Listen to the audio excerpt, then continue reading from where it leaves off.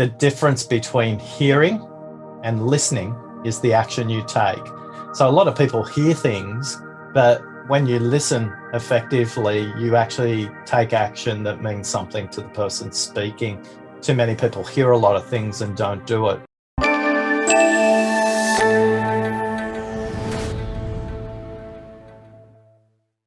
Well, welcome everyone. Thank you for taking the time as well, especially on a Thursday night. My name is Patrick. I'll be moderating and hosting a little bit in regards to tonight. But first and foremost, I'd like to thank Oscar for taking his time. And in regards to PDF, for those of you that don't know PDF, or I'm assuming we've got a few regulars here, PDF was started about 10 years ago as a volunteer organization, essentially to help out people that were, I guess, within, looking to improve themselves from a career perspective. And it's, since then organically grown into, we've got different platforms and different mediums to help out. And what I like most about PDF is the fact that we can get people like Oscar to volunteer his time, especially he did, come back from Cairns from last week where he talked in front of, I think he mentioned 250 people. So, we really appreciate time. So thank you, Oscar. And then in regards to Oscar, just a quick intro, and then I'll leave it to you. But Oscar's been within the, I guess, the professional services industry for many, many of years.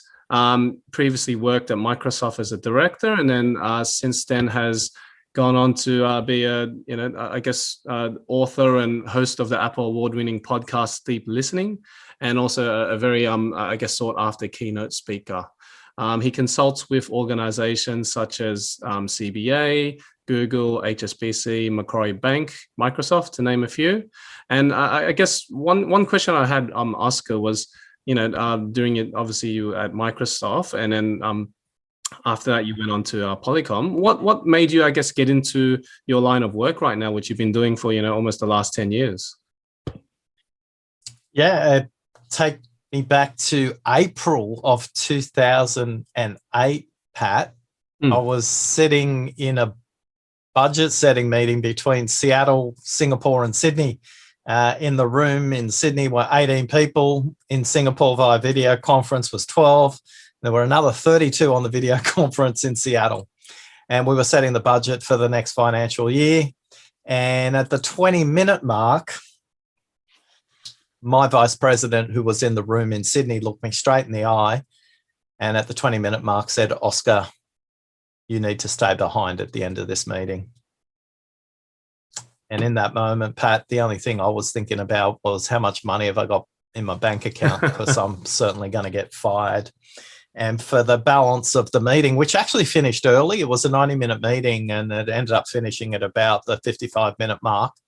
And the reason I know that is because I was sitting down and looking at Tracy in the eye at 10 o'clock exactly. And she said, "Please close the door." And I thought, oh, okay, this is not a good sign. Please come and sit here next to me. That was definitely not a good sign. "You don't know what you did at the 20-minute mark." I'm getting fired, and I have no idea why I'm getting fired. She said, "Oscar, at the 20-minute mark, you changed the course of this meeting. If you could code the way you listen, you could change the world." And despite the fact she said something incredibly profound, despite the fact that she showed she was a good listener in that moment too, the only thing I could think about, Patrick, was all the money I'd taken out of my virtual bank account in my mind, I was putting back in my virtual bank account. All I could think about is, I haven't been fired. I haven't been fired. I've still got a job. And I walked out of that room quite frustrated, to be honest, because I got an extra $218 million on my budget line. And then 6 weeks later, the CFO, Brian, said to me, "Oscar, can you come to my finance team meeting tomorrow, because I want you to audit my listening?"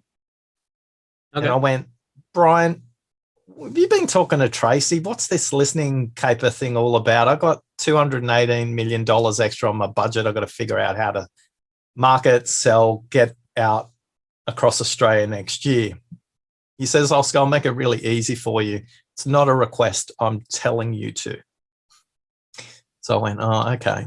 if you say it so elegantly. Thanks for whacking me over the head with a stick. And the next morning, where I sat through this 3-hour meeting for the first time in my life, I had to look at somebody and how they listened and went, wow, that's really weird. He interrupts a lot. Wow, that's really weird. He didn't actually listen to the question. Wow, that's really weird. He's not listening to what they're not saying. Gee, he doesn't use any silence. And I started the process of coding how I listen. And now I'm on a quest to create 100 million deep listeners in the world. So that's the very long version of that story, my friend. No, but it's a good story. And, I guess from those, small situations born, I guess your calling and, what you've achieved. Yeah, it was interesting. About 4 months later, Tracy also said to me in a completely different meeting, she said, Oscar, when you ask questions, people pay attention, but they don't pay attention when you ask them at the back end of a meeting. As a card-carrying member of the introvert community, Oscar, I encourage you to ask those skillful, powerful, specific questions much sooner in the meeting. And I think for anybody on this call who may have a card-carrying member of the introvert community in their back pocket or in their purse, that tip served me really well to speak up earlier. And how I practiced that was by saying, look, my idea isn't fully formed, but here's what I'm thinking, or here's my question. And as I started to build that muscle and build that confidence, people would look to me to speak up much earlier in meetings as well. I think extroverts do a really important job of energizing the group, rallying the troops, being a cheerleader. I think introverts equally have a powerful role to play because they don't have to speak out aloud to get their idea out. They can rehearse it in their mind and make it really precise, really specific, and really powerful. And, somebody like Megumi, who's on the call, does a great job of shining a spotlight on the power of the quiet leaders. So leadership isn't always about charisma, and that's why I think it's important that listening is one of your career superpowers, because sometimes we don't realize the power either as introverts or as listeners. And I'm not trying to suggest that introverts are only the good listeners. You can be a good listener and be an extrovert too. So I'm curious for you, Patrick. For a lot of people, there are moments in their career where they went, oh my goodness, if only I would have listened, I wouldn't have made that mistake. Did that show up in a customer meeting for you, or did it show up in a work relationship? What was that listening moment for you? Could be listening to your new baby as well, right? Because I'm sure they're teaching you how to listen a little bit differently. No, that part's that one's a non-stop ongoing one. So that one I won't use an example, but there was one example I can think of, which essentially kick-started, I guess, my second career. So in my last role, I was given one of the key accounts for a global company. And we had no relationships, and we were competing against people that already had existing, 5 to 10 year relationships, right? So why are they, potentially going to come work with us? And the key thing was, to cut it short, was that because we actually listened to all their pain points, in terms of why, from a recruitment perspective, what they didn't, what they weren't getting from their competitors, what they weren't getting from as a service for, the money that they're paying for. So we took all of that in account. So I spent an hour just literally listening, writing it all down, and then didn't really, say anything at the time. So it wasn't like, hey, look, I'm going to give you a solution straight away or halfway through what you're talking. Just sat there, listened, didn't say anything. Cool. I'll come back to you, in a few days with, this is what we're going to do. So, we addressed each point, made a pitch, and then fast forwarded. We ended up, for example, there was one division that I had 100 contractors within 1 year. We had 80 of them. And then, by that end, and then they introduced us into other areas. So that was, I guess, a key thing in terms of how important listening was. And in that instance, I think sometimes in sales, you always want to say, and you want to come across like everything, but I think it is equally as important to just sit back and, listen to what the customer wants, essentially. Yeah. And I think in the markets you operate in, the buyers are quite sophisticated. And one thing you highlighted really well there is the difference between hearing and listening is the action you take. So a lot of people hear things, but when you listen effectively, you actually take action that means something to the person speaking.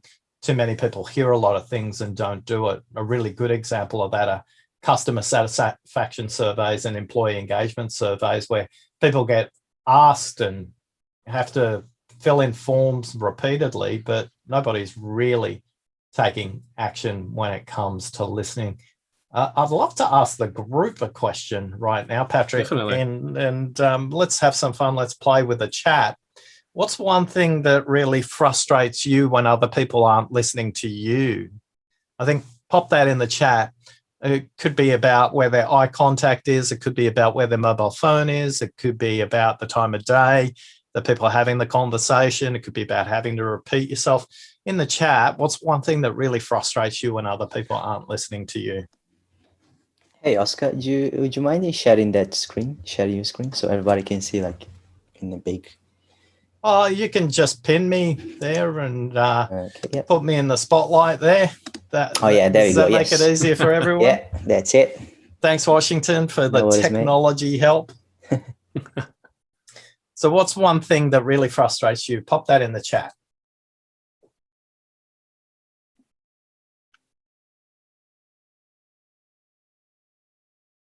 I guess one thing I can say that, here we go. Okay, cool. We got Craig. So Craig says, creates additional work to explain again or correct afterwards if the wrong things get done. What are your thoughts, Oscar? Well, let's see what everyone says, because this is actually a listening exercise for all of us to be listening to each other on this call as well. So there's more expertise in this room on listening from everyone than there is only from me. So please, I'm sure you know what really frustrates you when other people don't listen to you.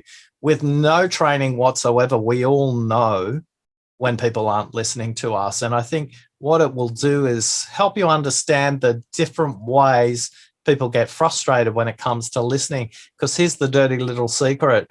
When we go through and see everything that's in the chat, I'm sure each of us will be guilty of one of these things at some point along the way. What's really interesting is that most of us think we're above average listeners. In fact, 83% of us think we're above average listeners. 86% of us think we're above average car drivers. And 81% of us think we're above average IQ. So statistically impossible, but we don't know what good listening is. But we sure as heck can talk about what bad listening looks like when someone else does it as well. So Patrick, I'm curious, what are the themes you're noticing there? Yeah, feeling, I think what I can see is the feeling of, not being appreciated, not being respected, or, from a self-reflection, am I boring then, or am I not, getting their attention? Not feeling recognized, appreciation. I think that's the kind of trend that I'm seeing. Yeah. And Washington, by the way, you might want to let Ed into the room. He's been waiting out there for a little while we're all kicking off at the beginning there. Thanks.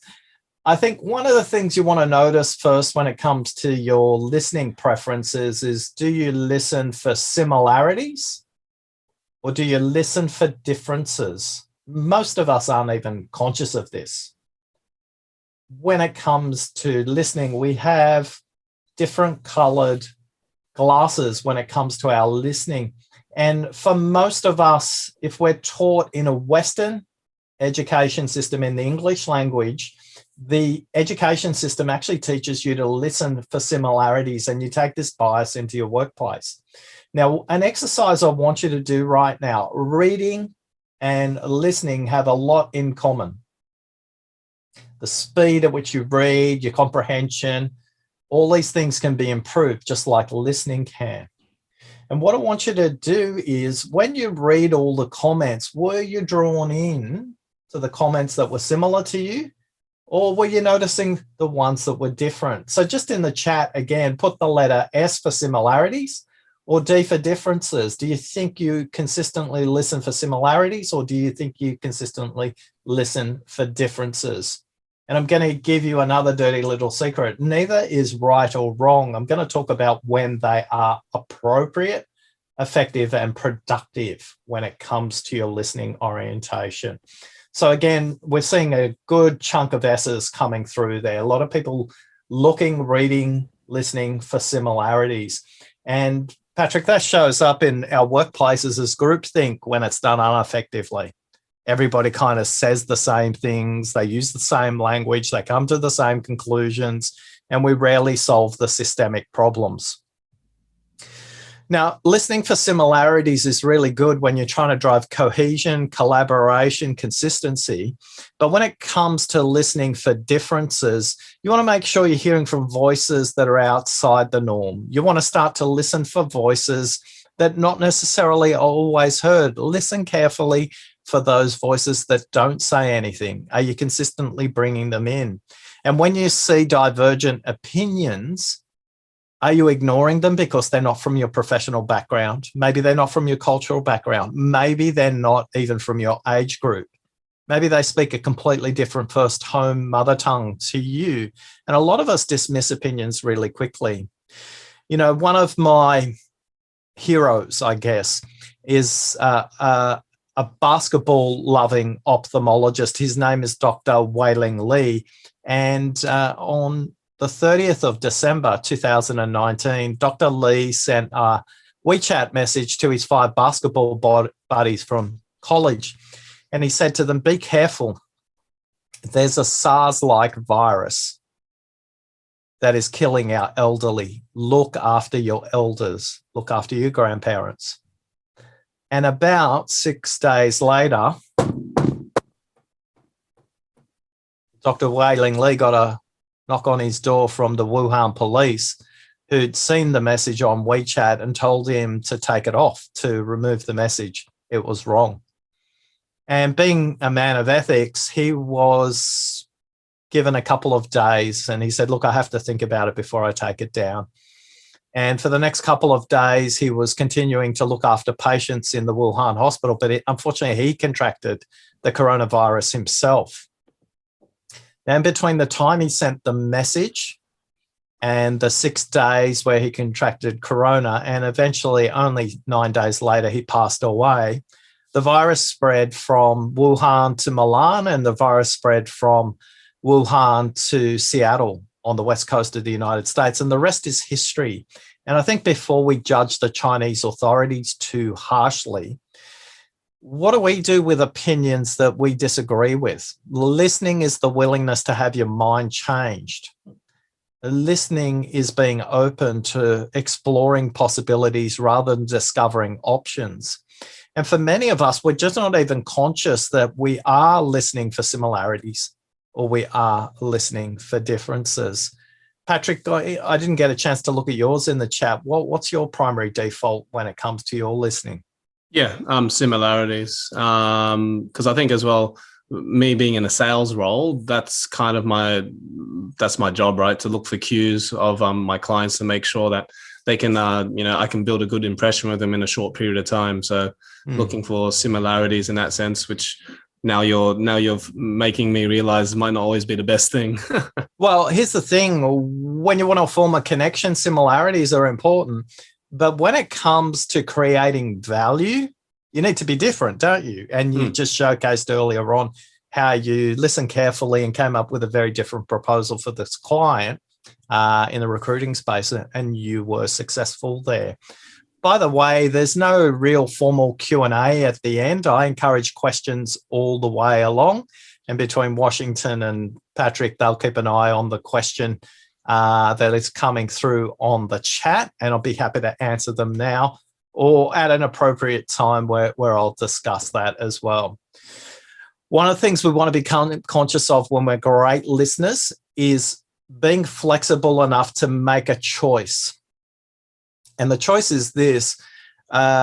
Somebody who's an okay listener will turn up with their default listening style, but a great listener will decide, what do I need to do in this moment to listen either for similarities or listen for differences? And sometimes that's going to vary during the meeting. It's going to vary across the types of meetings you deal with. It's also going to vary across the kinds of people you talk to. Now, it's important to know that listening is situational, it's relational, and it's contextual. You'll listen differently to an accountant than you will to an actor. You'll listen differently to a principal at school versus a police officer. And you'll listen differently to somebody who's in the pharmaceutical industry versus somebody who's in the financial services industry. You'll listen differently to your parents than you will a sibling.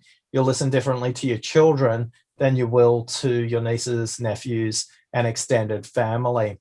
So our listening varies across the relationships, the length of the relationships. Our listening also varies based on the kind of content we're talking about as well. And the first thing it comes down to is your attention. Where's your attention right now? For some of us, right now, we're giving our attention. We're being generous. We're being curious. We're being empathetic. And being someone who's giving attention is something that you can do with a little bit of ease, a little bit of grace. It doesn't feel like it's hard. The other thing you can do is to pay attention. Pay attention feels like it's your duty, it's taxation, it's something you have to do. So when you jump on a plane eventually and the flight attendants will read out the emergency procedures, you'll probably pay attention. I remember back in 1997, I was flying Sydney, Auckland, Wellington, and then back to Sydney in a week. And one Friday where we were flying into Wellington, Wellington is an awful airport. It's in between two big islands where there's massive wind funnels through. And if you Google airplanes in Wellington, you can see them landing with their wings at an angle. And we had circled 3 times and aborted the landing 3 times on this Friday. And the pilot said, and he made an announcement, we will make a final approach. We will be making an emergency landing. I need you to give your full and undivided attention to our flight attendants who are going to go through the safety procedure. Well, I had never in my entire life given so much attention to that little flight card. I looked at it both ways. I looked where the doors were. I counted the doors. My attention was firmly in that moment. And although regularly we travel, it wasn't until that moment where the pilot said, we're going to have to make an emergency landing. We need to go through the emergency procedures. And I was like, what was that brace position again? Do you mind saying that again? How do you do the brace? I'm sitting in this chair. I look at the piece of paper, and it was the bumpiest landing we ever did. And it was the first time in my life I've actually had fire brigade driving past the plane as I landed. But in that moment, my attention was completely fixed. In that moment, I was giving my complete and undivided attention. Right now for you, are you thinking about MasterChef and the 2-minute noodle challenge? Are you thinking about the dinner you wish you would have had before you came on? What are you thinking about right now? I'm curious, are you giving attention or are you paying attention? Just put the word give or pay in the chat. I'd be curious to see where everyone's at right now. Patrick, you had a bit of a laugh. I sense you're a MasterChef kind of food fundy, right? Yeah, and also the fact that one of the contestants is my best friend's sister, so got a little bit of personal, adding there. So okay, is she still in the show? She still is in the show. So yeah, awesome, fantastic. I'm gonna sneakily see if I can get out of her who the winner is, and maybe do something with that knowledge. Don't know. Sounds completely unethical to me. All right, so we've got a good range: give, pay, give, pay attention. And Jeffrey says that camera trick is awesome. Okay, I'm not sure which camera trick you're talking about, Jeffrey. Is it that one or is it that one? When it comes to giving or paying attention, have you ever had a conversation with someone and your listening batteries are completely drained? Well, that's what giving attention for too long feels like. So giving attention or paying attention, neither is right or wrong. It's what's appropriate for the situation. By the way, here's a dirty little secret of listening. You can listen continuously for 12 seconds. You can listen continuously for 12 seconds. So you are going to be distracted all throughout our conversation today. You'll be distracted by me asking Patrick questions. You'll be distracted by the noise when somebody comes into the room. You'll be distracted by something that's happening in the room you're in right now. And you might be distracted by your mobile phone as well. So when it comes to our listening, that's the first thing we want to know, that we will be distracted. Now, I want to say thank you. I want to say thank you to everybody who filled in the listening quiz. So these are the people who filled in the quiz. And what we've got here is a group of people who are lost and shrewd and then interrupting. It's kind of about where everybody normally is. And then we got dramatic. So I want to take a bit of time. If you haven't had a chance to visit listeningquiz.com, I know that at least 15% of the audience on average who haven't taken the quiz, when I say listeningquiz.com, go and do the listening quiz while I'm talking. I'm okay with that. My job is to keep you interested and make sure that I'm interesting. So the lost listener is somebody that's struggling with two things: internal distractions, external distractions. The external distractions are typically electronic or environmental. Electronic, the notifications that might be coming up on your screen right now in Slack, in WhatsApp, in your email notifications, in the chat room that's inside Zoom right now. So that's one of the first levels of distraction, is electronic, but they might also be internal distractions. You know, when Oscar said Wellington, New Zealand, you might have said, oh, it's time to go to Queenstown. It's nearly winter and there's lots of snow, and I love snow.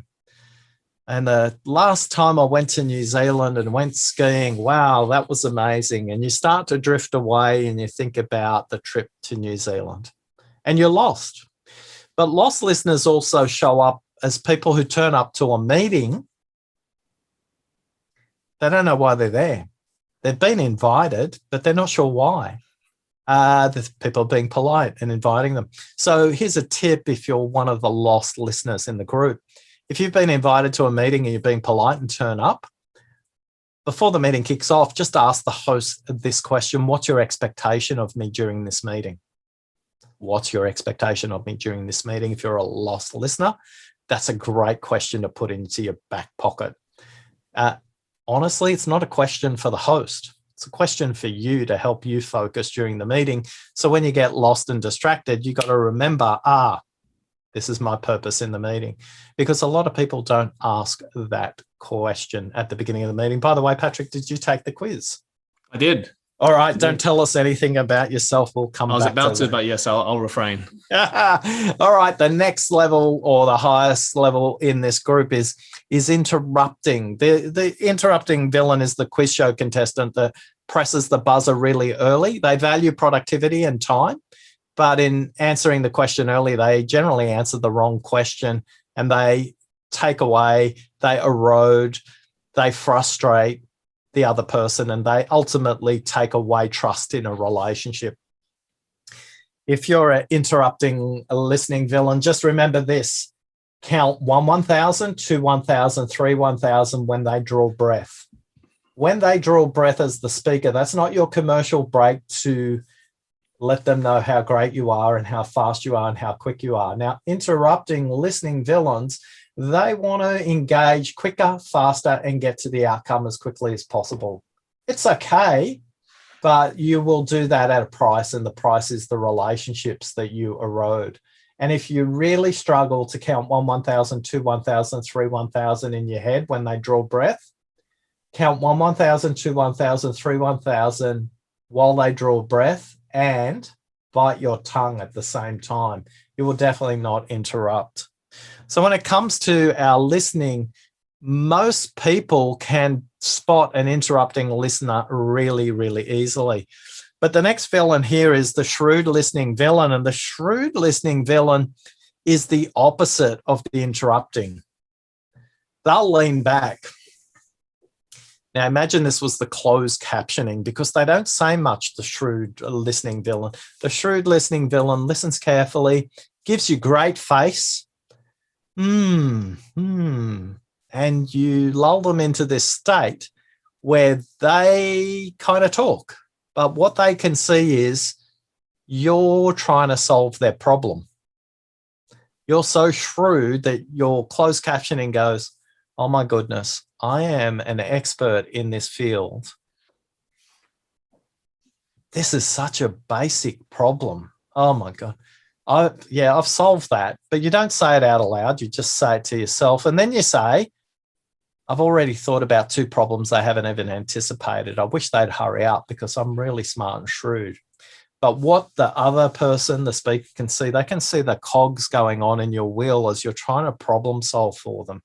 So if you are a shrewd listening villain, what your job is to focus on how they say something, not just what they say.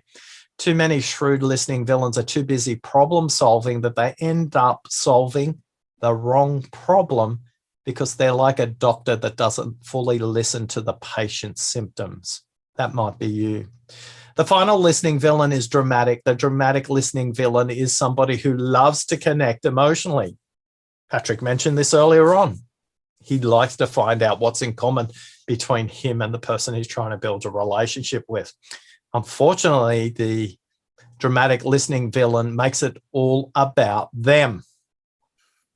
You think you've got a bad boss and you talk about a terrible boss you've got in a conversation, and they'll say to you, wow, that sounds awful. Let me tell you about a boss I had. They were even worse than this boss that you've got.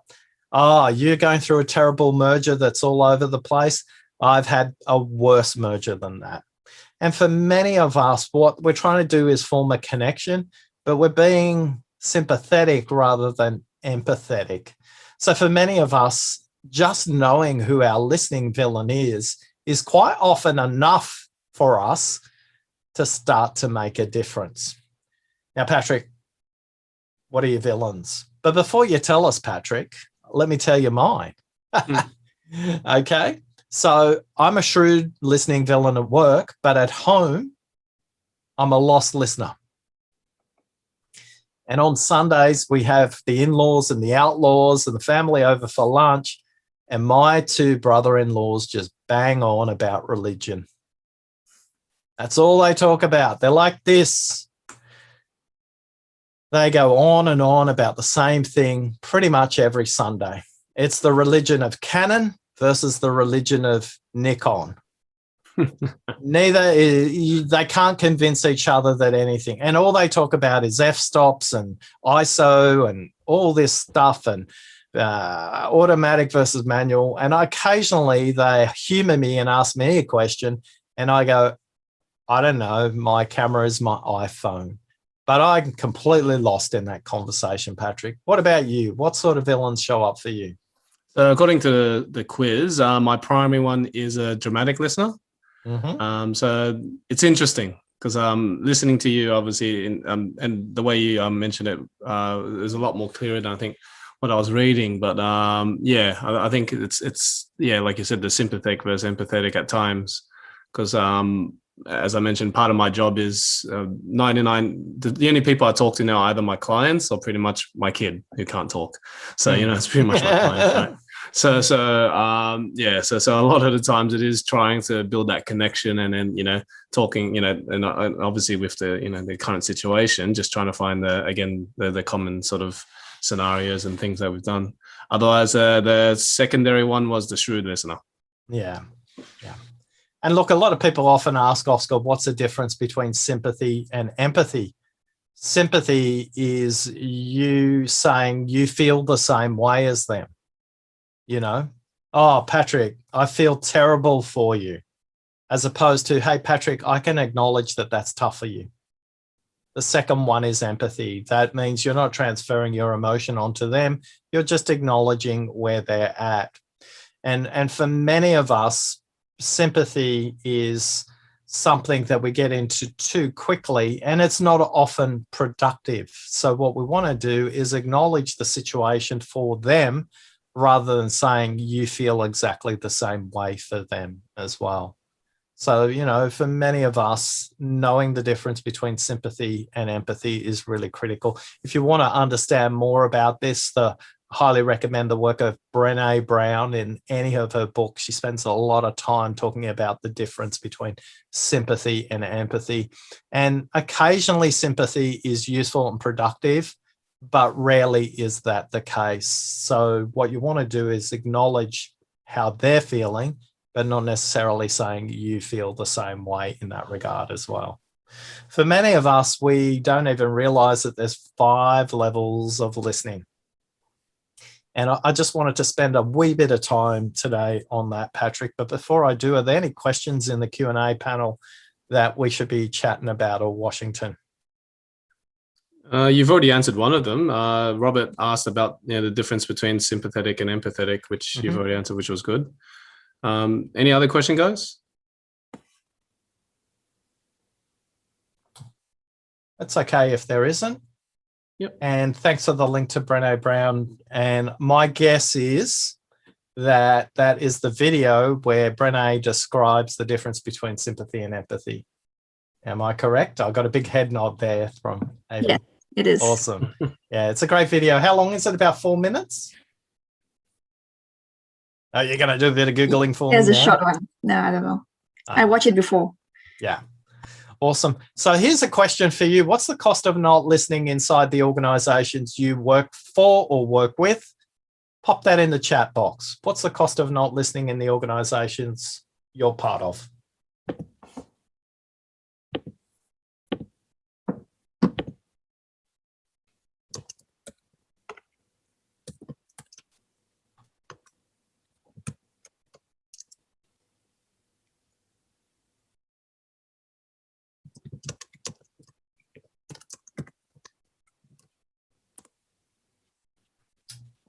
Yeah, Jeffrey, with your one, I think, and eventually the worst situation is they stop caring. The best situation is they could leave. I think in those situations, they just leave. Great people leave the organization way earlier than in others.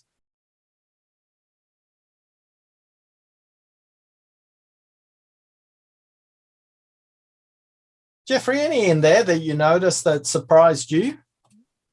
Not really. I mean, I expected all of these ones. Yeah, I mean,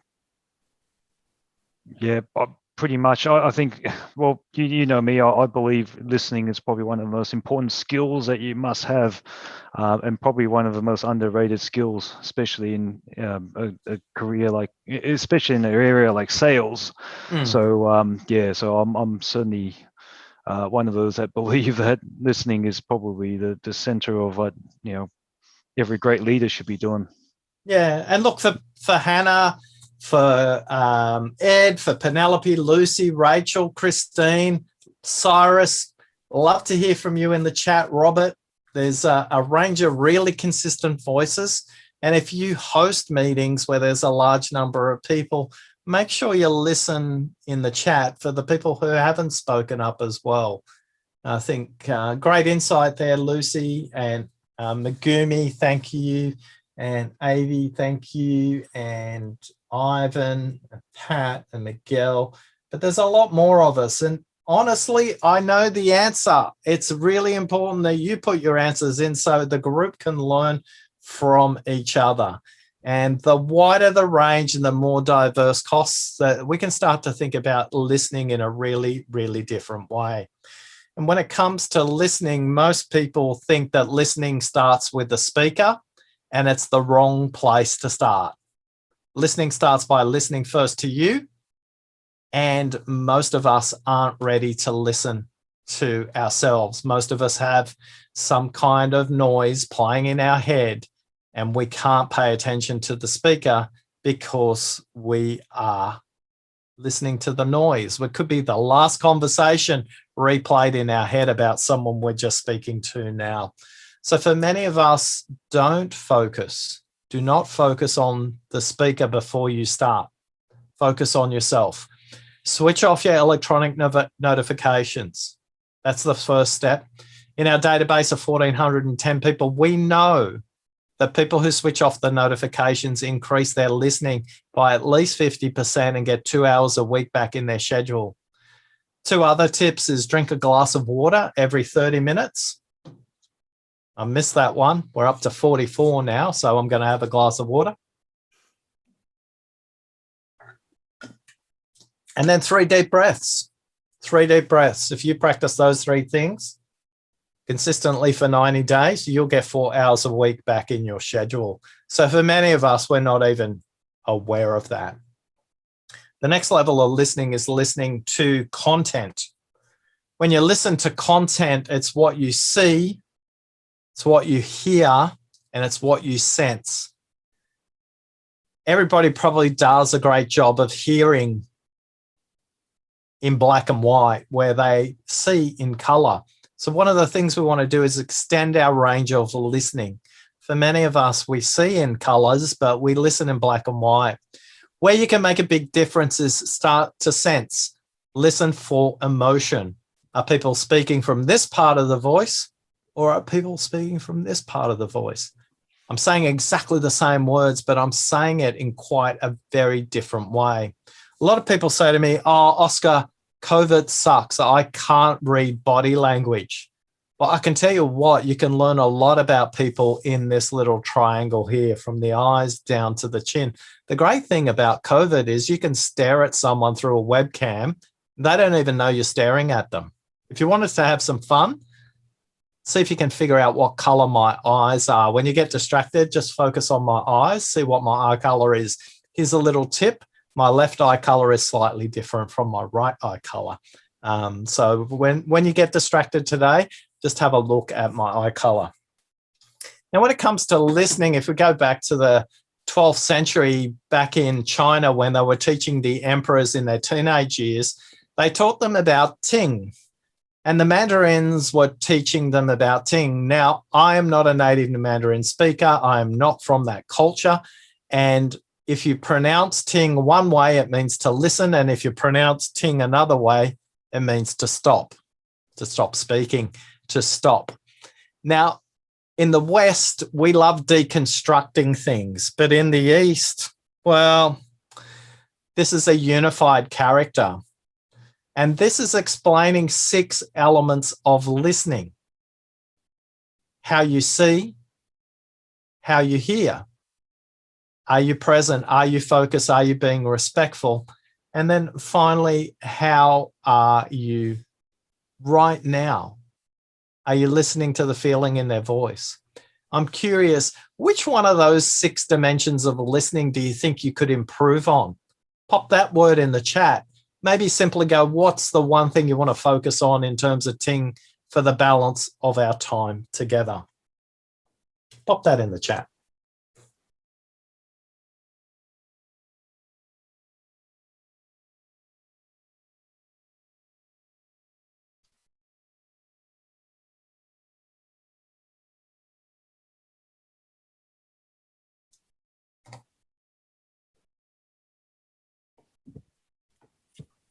Now, when it comes to our listening, most of us don't even know the neuroscience of listening. So you can listen at I can speak at 125 words a minute, but you can listen at 400. In fact, if I go to 200 words per minute and sound like a cattle yard auctioneer or a horse race caller, you can understand everything I'm saying with complete comprehension. We know that blind people can listen to audiobooks and podcasts at 3 times speed and still retain complete comprehension. And most of us probably listen to YouTube channels beyond 1 time speed. If you're guilty of listening to a YouTube video at more than 1 time speed, pop the word guilty in the chat box, because I'd be putting guilty, guilty, guilty, because I can go up to 2 times speed for people whose accents I'm familiar with and the language that I'm familiar with as well. So Jeffrey's guilty times 2. And I'll be curious hearing from others. Hannah, I'd be loving to hearing from you, and Ed, Penelope, Lucy, and Rachel. Where are you at on that front as well? Level 3, when it comes to listening, is listening for patterns and context. And what we want to do, particularly in our career, when we think about listening across career, is start to listen for the themes, not only where we need to go well and play to our strengths, but where we need to partner with our weaknesses. Too many people think they need to fix their weaknesses, but many of us should be partnering with other people. I have this thing called dyscalculus. Dyscalculus means if you say the word 749 to me, I will more than likely write down 497 or 794 or something around the wrong way. For my entire career, whether that's in my personal finances or my workplace finances, I've made a point of being very, very good buddies with accountants, financial planners, CFOs, chief risk officers, commercial and operational leaders, because I can't do statistics to save myself. So if you're an accountant and got a finance background, a quick shout out to you and thank you for making my life easy, because I started life out as an audit clerk in an accounting firm. And in the 6th week, my manager diagnosed me with this thing called dyscalculus, which was fantastic. I started a career in the computer industry in the 1980s, and I'm very grateful for that. I was able to discover so much more. So for many of us listening for the context, level 3, listening for our own patterns and the patterns of others, that's really crucial. Now, when it comes to level 4, this is listening for what's unsaid. It's like, Oscar, I'm struggling to listen for what's said. What do you mean, listen for what's unsaid? Again, a commercial break from the neuroscience of listening. And this is the listening from the speaker's perspective. The speaker can speak at 125 words a minute, but they can think at 900 words per minute. So it means what they say the first time is only 11% of what they're thinking. So is there any wonder why there's confusion, chaos, and conflict in our workplaces? Because most of us are having conversations about 11% of what the other person's thinking. Here's the next dirty little secret of listening. It's not your job as the listener to make sense of what they're saying. It's your job to help them make sense of their thinking. It's not your job to understand what they're saying. It's your job to help them make sense of what they're thinking. And when you do, magic happens. When you help them out with that, this is what happens. They'll do something like, they'll go, actually, now that I think about it, or they'll say, actually, you know what's really important that we haven't discussed? Or they'll go, actually, that sounded a bit random. Now that I've thought about it a little longer, here's where we go. Some people call it the light bulb moment. Some people call it the aha moment, but it's probably happened to you, and it's probably happened to somebody that you have been speaking to if you waited long enough. So if you'd love 3 tips to listen for what's unsaid, you might see a bunch of Yodas in the background, by the way. You know, if Yoda was here, I don't know, does anybody talk Yoda talk? How would he say, listen for what's unsaid? Pop it in the chat box if you're a Star Wars fan. I'm not a Star Wars fan, by the way, but people keep sending me all these baby Yoda dolls that I put in the background here. And I'm always happy to put them up. Here's 3 tips so you can listen not just to 11% of what they're saying, but the next 22% and the next 33%. And when you do, you start to listen to bigger, more systemic issues rather than symptoms. So here's the first one. Linguistically, a question should be less than 8 words. 8 words or less is a neutral question. So the shorter the question, the better. So the first question you want to ask is, tell me more.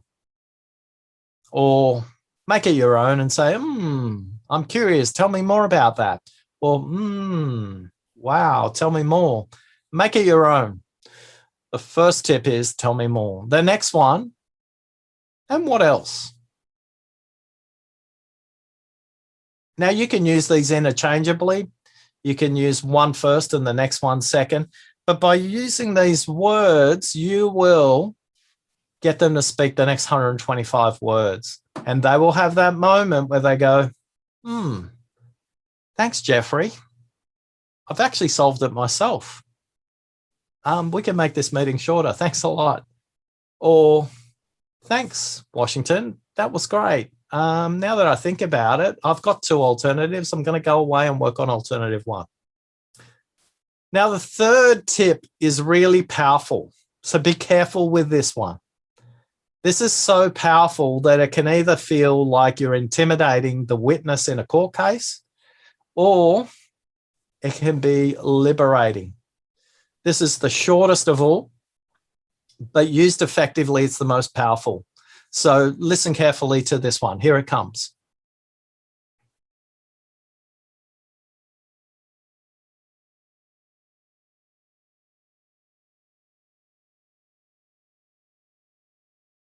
Now, don't worry, my webcam didn't freeze.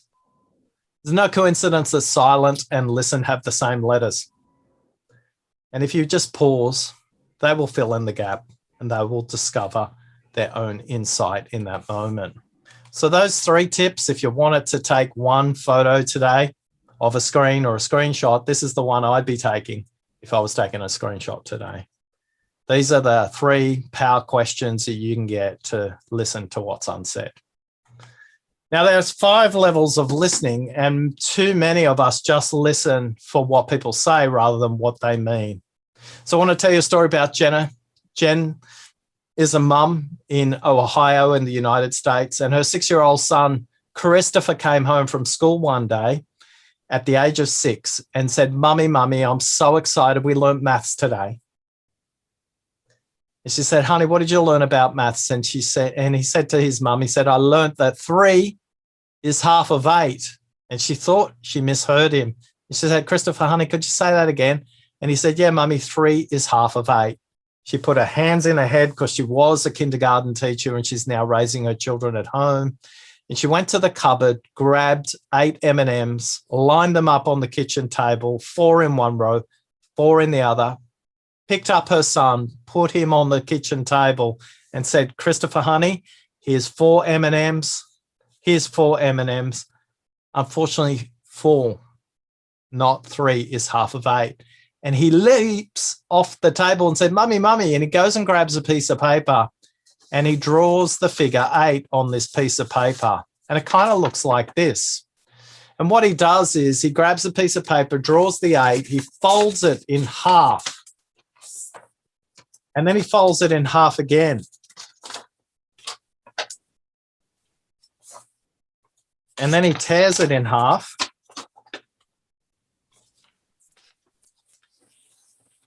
And he shows it to his mum and says, "Look, Mum, 3 is half of 8. And for many of us, we go through having conversations with people in the workplace, absolutely certain that 4 is half of 8 because we've been trained that way, we went to university that way, and we can't listen to the fact that 3 is also half of 8. By the way, 0 is also half of 8 as well. See if you can figure that one out while we're waiting. Now, here's the backstory about Christopher. Today, with a computer science degree, Christopher is a bug catcher for one of the world's largest software companies and solving the most complex problems. Christopher is on the autism spectrum, and because his mum listened to his story that 3 is half of 8, he was able to get diagnosed at the age of 6 and led an amazingly productive life on one part of the spectrum. For many of us, we need to envisage a future where 4 is half of 8, 3 is half of 8, and 0 is half of 8. The world is full of possibilities, and the difference between people who hear and those that listen are those that can imagine multiple possibilities, because the future doesn't belong to software. It belongs to the imagination of humans that code the software that they put together. I'm Oscar Trimboli. I'm on a quest to create 100 million deep listeners in the world. You've given me the greatest gift of all today. You've listened to me. Thanks for listening. Back to you, Patrick. Thank you, Oscar. That was a really good example, the last one. So thank you. Really appreciate that. And look, thanks everyone for listening to Oscar and again, using obviously taking the time on a Thursday night to listen. And I hope it was very beneficial for everyone. So on behalf of PDF, thanks again. And just before I go, just wanted to mention in 2 weeks' time, we do have our next session, which Rada will be doing, which is talking to Elizabeth Lee, who is an ACT Liberal leader, and the topic is taking your seat at the table in regards to politics. So thanks again, everyone. Have a good night, and yeah, stay safe. Thank you, Oscar. That was phenomenal. That's yeah, like people on the spectrum is actually like, you know, they see things differently. So long time ago they used to be discounted, right? But like a lot of professionals have realized that because they can see things that nobody else can see, then there's a lot of value in them. Yeah. I was interviewing somebody in Washington yesterday who was a real deep expert in a particular field of computer science, and when they see written words, every word is in a different color for them. So when they started to learn to read, it was weird for them because they were seeing certain words in red, certain words in green, and they were trying to explain that to the teacher, and they were diagnosed with this condition. But a lot of software companies and professional services firms are now actively recruiting people who have a different neurodiversity when it comes to the way they process the world, either visually, auditory, or the way they pattern match, because they do add vital different ways of thinking to complex problem solving. Yeah, absolutely. And ties back to what you say about, like, you know, the introverts or people who are more quiet, because probably they listen very deep about whatever conversation is having, and they think in their mind as well from a different perspective, right?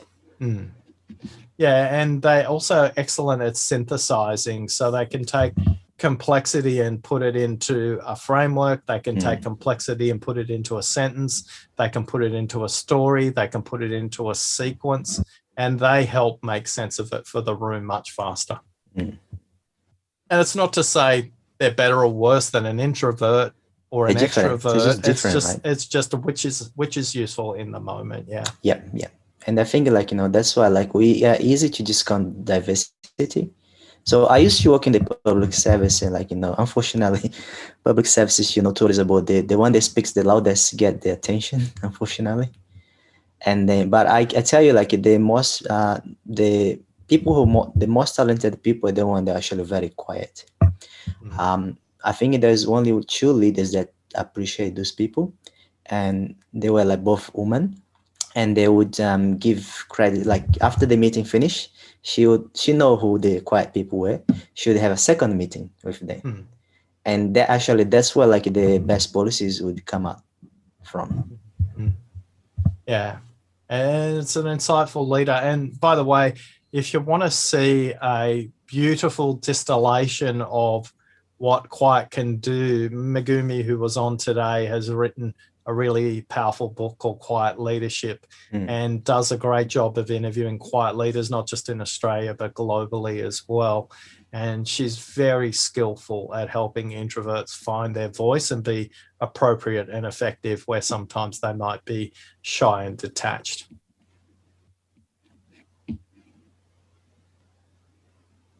I can talk on the topic for ages, but I need some questions. So there was one of my pet topics, and I'm sure you've probably already heard this one before, but so there's many on this call who I know are very quiet people, you know, so shy and introverted. And all their webcams are off. Yes, but at the same time, you know, it's not from a lack of desire to want leadership and all of that as well.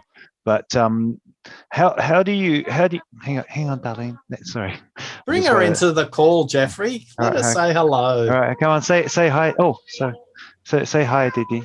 Oh, sorry, darling. Oh, hang on. All right, you go and sort it out, Jeffrey. Sorry. All right, hang on. Somebody else take this turn first. I'm just gonna. Annie, did you have a question? Annie is one of the quiet one in the room as well, but like, she's always have some really interesting thoughts about things. Yeah, the question I get often here is, I'm a great listener, but my boss is terrible. Does anybody have that problem?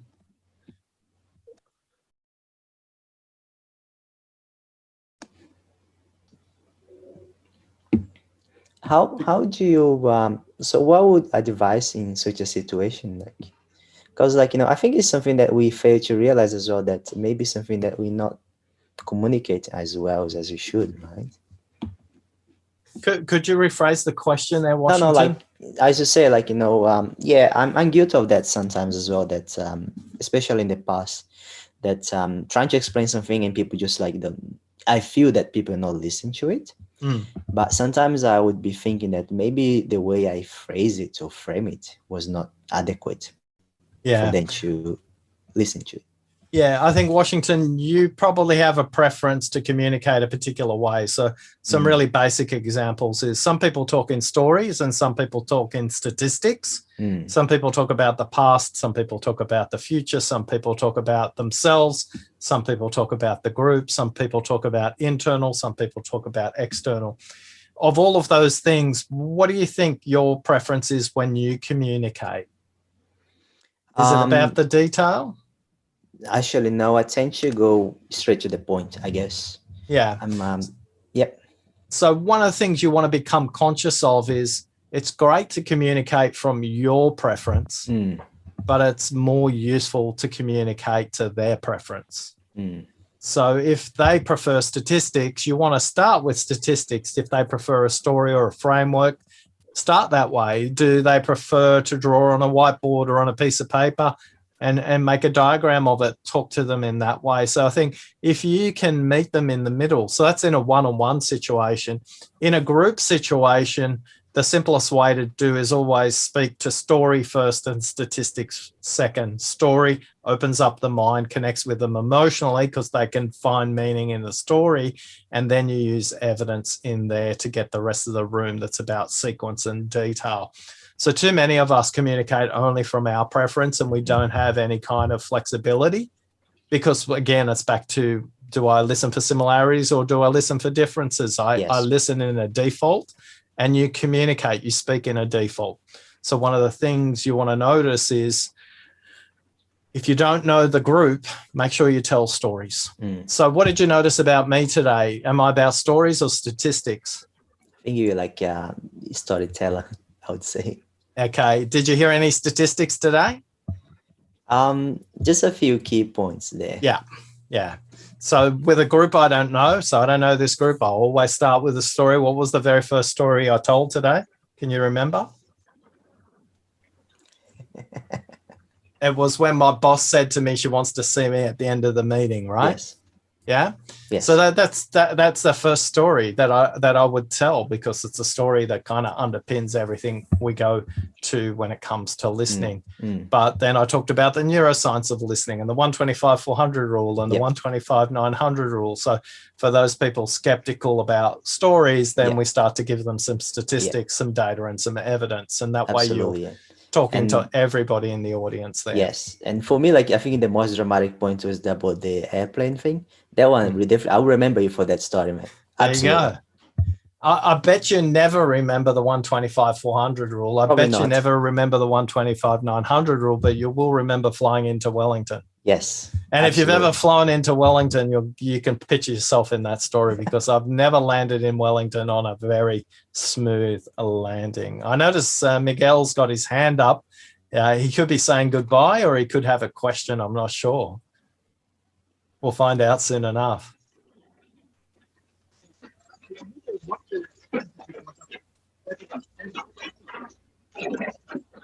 Sorry, Miguel, we cannot hear you, mate.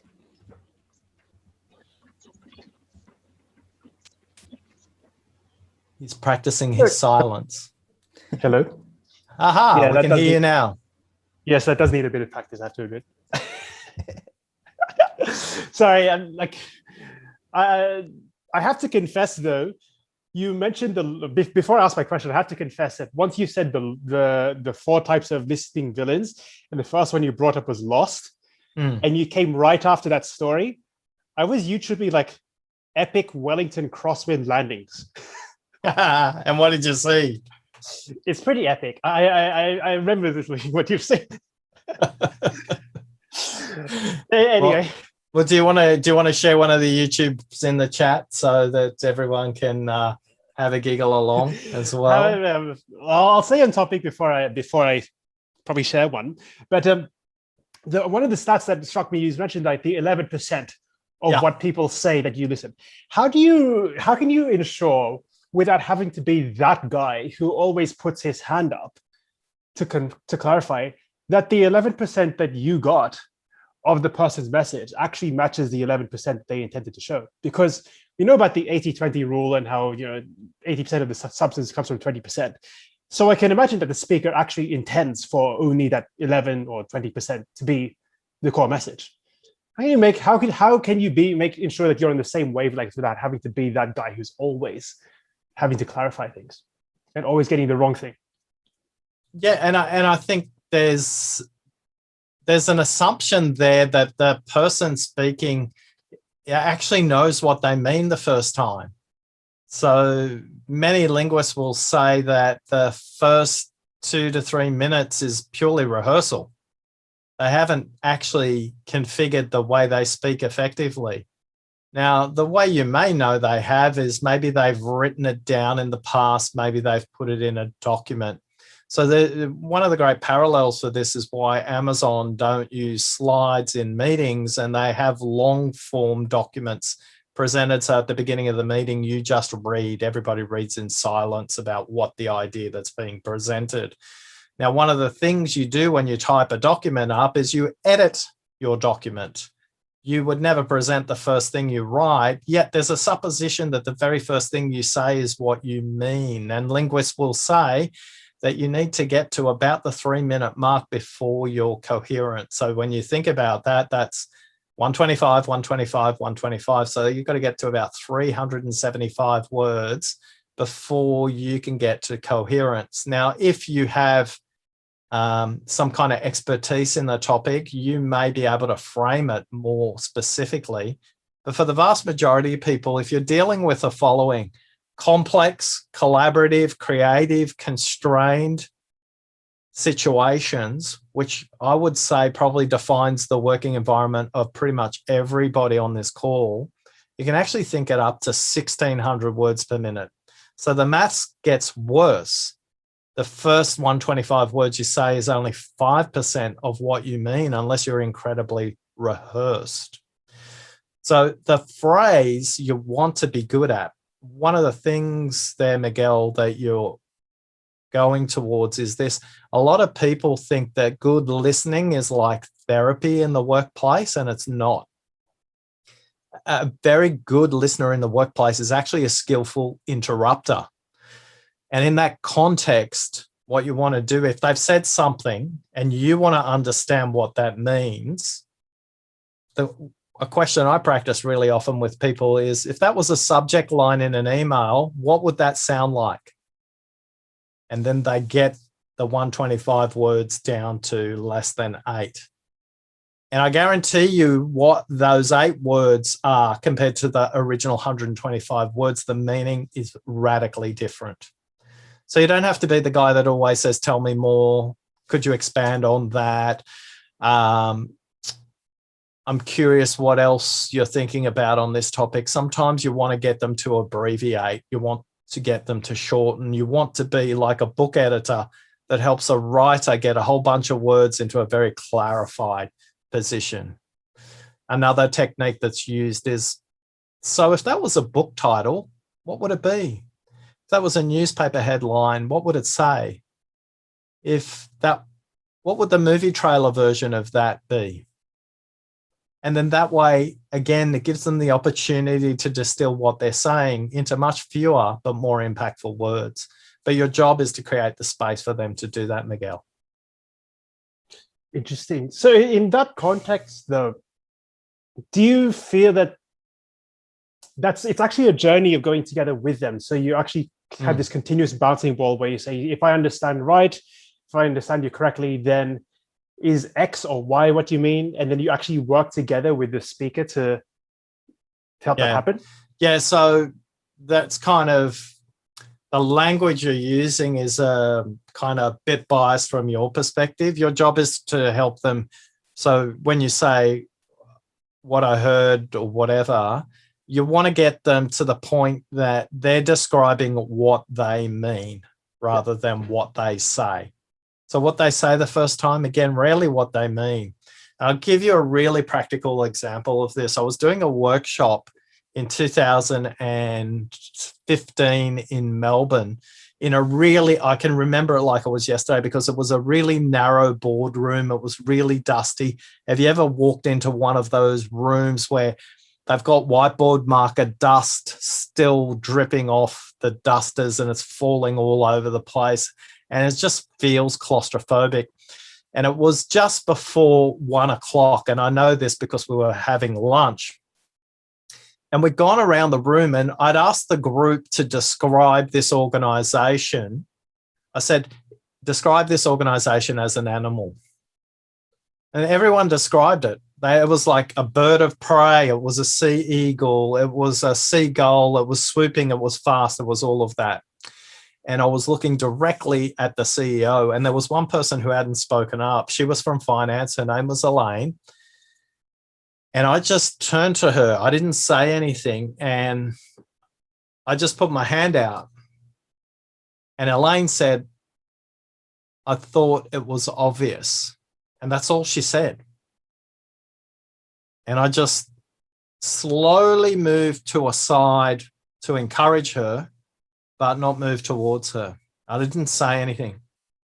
And I could see out of the corner of my eye, you know, those comic strips where you got the crazy villain with the X-ray eyes trying to blow the head off the superhero. Well, that's what was happening to me. The CEO was obviously really hungry and we were past 10 past by now. And I think he wanted to eat lunch. And then Elaine said again, I thought it was really obvious. I thought we were a snake.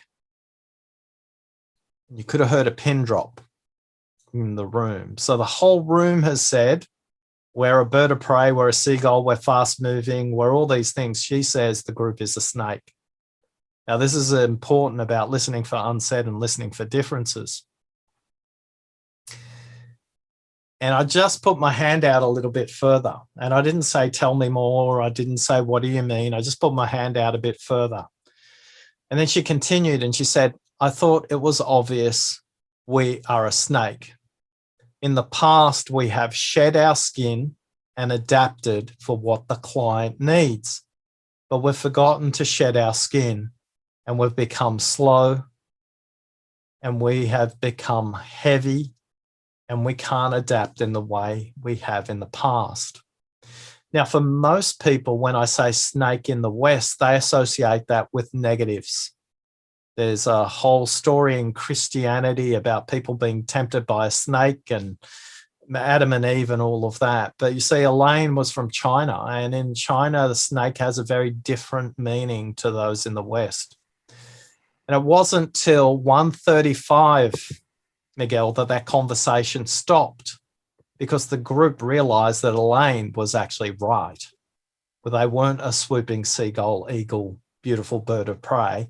They become fat, slow, and heavy and forgotten to shed their skin and look after their clients. And the rest of the meeting had a very different perspective. In that moment, I didn't even have to say a word, but create the space for Elaine to say what she meant. And she changed the perspective of everybody in the room. Obviously a card-carrying member of the introvert community.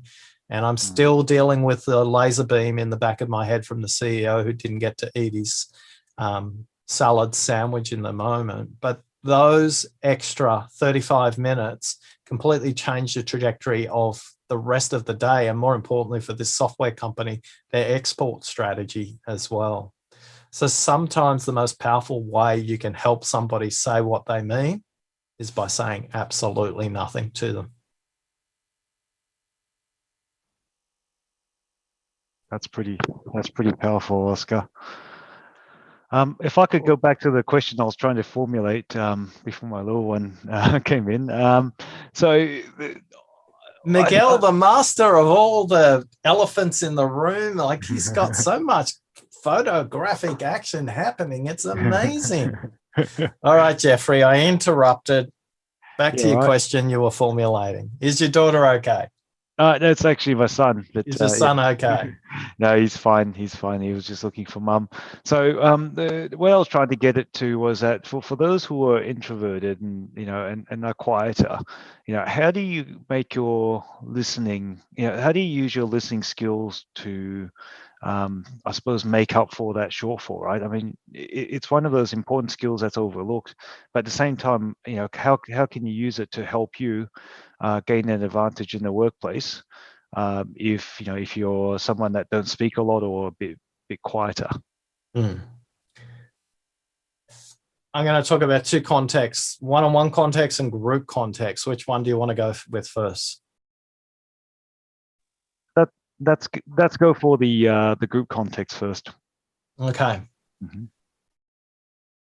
So in a group context, one of the things introverts should practice, we imagine we're coming into a room, whether it's a physical or virtual room, it doesn't matter. Ask the host this question: what role do you want me to play in this meeting? And the second part is, what would make this a great meeting for the group? Not for the host, but for the group. Then your job is to listen through that lens and speak up when you notice the meeting is drifting away from that position. Hey, host, earlier on you mentioned blah, blah, blah. I think, can we just do a time check? Because I think we're going down a rabbit hole that's not connected to that. And then the flip side is, in a group meeting, what somebody who's an introvert does very well is they connect. So your job is listen to the purpose of the meeting and connect it with customers, connect it with other departments, connect it with people who aren't present in the room and say, hey, host, one of the things you said earlier on was yada, yada, yada. When I think about our customers, I think a question they'd ask about that right now is blah, blah, blah, blah, blah.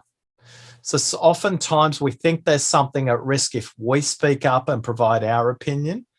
But if you can bring an external perspective into that conversation, whether it's another department, somebody who's not there, could be a supplier, could be a regulator, could be the media, it doesn't matter.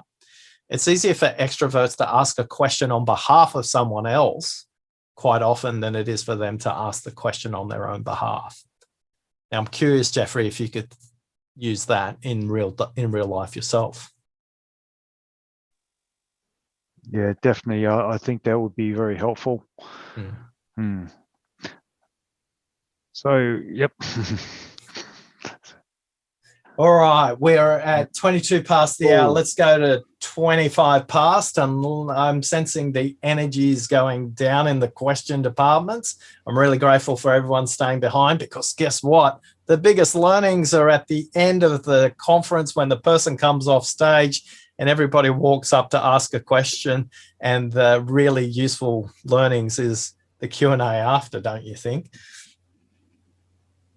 Absolutely. All right. I was actually hoping for one of the quieter ones to pop in, hence that question.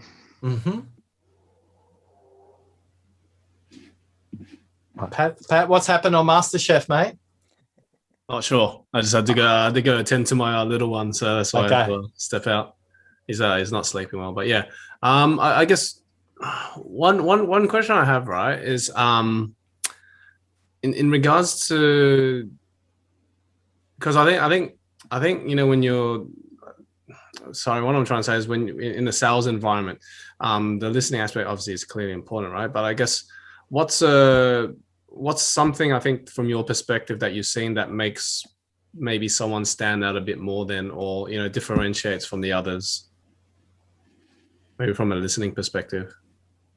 In regard to a selling scenario or something else? I'm not clear. So if I apply it back to my situation in terms of selling or in sales, what's something, I guess, that you've seen that's been quite successful for maybe people that are successful in that industry that they do from a listening context, if that makes sense? Yeah. And for Miguel, notice how different the first question Pat asked me was compared to the second question. Washington's nodding his head furiously there as well. So don't be afraid. I was trying to gather my thoughts. Yeah, No, and while you were out, we were actually talking about that very fact, that what people say the first time is unedited, and second time they kind of clarify. So a couple of things that consistently differentiate listening for world-class sellers is two things. The first one is great sellers listen for the customer's business case, not to beat the competition. Anybody can beat the competition, but if you can help the customer create a business case for finance for what they're buying, you will consistently have more predictable sales. The second thing great sellers do is they don't sell just to the customer. They help the customer solve their customers' problems consistently as well. So everybody says, be customer-centric. I say that's a load of rubbish. Be focused on your customer's problem, and nobody will ever be able to beat you in sales. And you need to listen for their customers' problems. So a lot of the work I do with software sales organizations and professional sellers, they will all say they're obsessed about customer centricity and all of that. I go, great. Tell me about your customers. And they go, well, no, we're focused on our customers. I said, yeah, if you are, you'd be focused on their customers. Now, some people say they are, and to some extent they are. What you want to do is actually focus on your customers' problems. If you can explain the customer's problems better than the customer can, they already think you've got a solution. So how do you create listening beyond the boundaries of the organizations you're selling into? That's really powerful. And what it gives you as a seller, consistent, predictable revenue, but more importantly, you build a brand as a trusted advisor. No matter what product you sell, no matter what organization you're in, you'll take your customers with you. For bonus points, Patrick, the CIOs, the CFOs, the CMOs, the CIOs I work with directly say the best sellers are the ones who are exceptional at saying this: I can't solve that problem for you, but I can recommend somebody who can. Oh, that's an interesting one. So listen carefully to the bigger problem the client has, not just the problem you can fix for them as well. I'll tell you a story about a CIO I pitched to in 2005. And he explained what he was trying to achieve. And I said to him in 2005, I'm not the right person for you, and we're not the right organization. I can recommend you exactly to the right person. Would that be more helpful? He said, sure, please. I said, I'm going to give him a call right now because it was relatively urgent. It was a security issue. And got through, handed the phone over. I walked out of the room. They had a yak and he hung up and whatever. Now, I never actually sold anything to that CIO. Not that year, not the next year. But that CIO has recommended and referred me to people that have sold or bought from me 10 times more than I could ever have sold to that CIO, because I was solving his immediate problem just by connecting him with my network, rather than trying to shoehorn and finagle some kind of security thing that we could kind of do on a rainy day if the sun was creaking through the side and the moon was at a half moon and, you know, Jupiter was in orbit around this way and the magnetic poles were all lined up. Maybe on one day the security thing we had might solve the problem.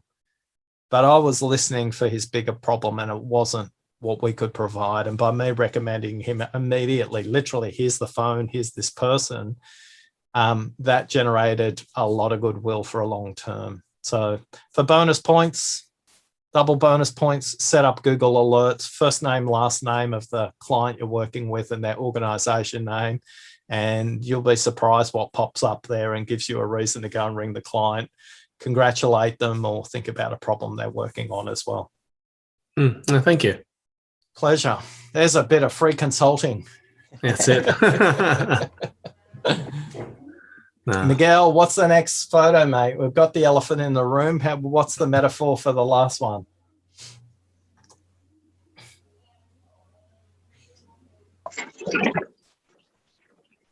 All right. Working hard on it, I can see.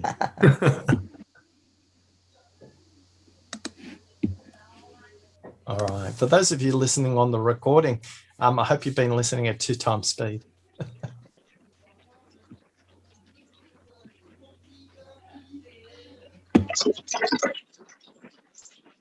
Miguel, I reckon you're trying to say something, but you got the same problem with the Bluetooth not connecting on your computer.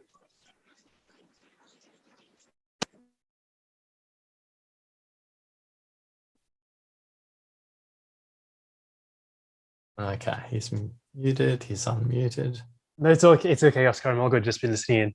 Okay, awesome. All right, 8:30. Time for me to go and see what they've done with the 2-minute noodles on MasterChef. And what's your friend's sister's name, Patrick? Linda. Linda. Yeah, so she won't be competing this one, but yeah, she's good at balancing flavors from what I can say. Okay, because you've obviously tasted her food. No, I've tasted the sister's food, but not her food. I didn't realize she was even that good of a cook. So yeah. There you go. Yeah. No. All right, we'll speak soon.